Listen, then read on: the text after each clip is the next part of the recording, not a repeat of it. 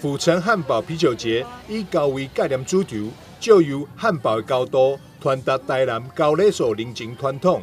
站站塔架面包、蔬菜、百白甲酱料，不仅美味，连视觉拢真享受。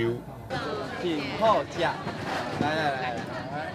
副市长也特三表示，去年举办第5届汉堡节活动后，好评不断，真侪朋友拢表示非常期待。今年集结46间汉堡节能，小吃店店家单位，喜爱汉堡美食朋友千万唔通错过。今年已经迈入了第6届了，有46家这些汉堡的职人，大家共同聚集在这边，让大家去分享大家所意想不到的汉堡。那去年参与第5届汉堡节的朋友们，参加完都说已经开始在期待第6届了。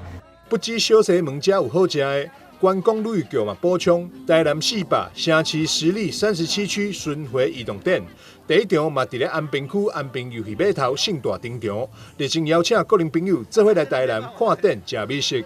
记者张世维采访报道。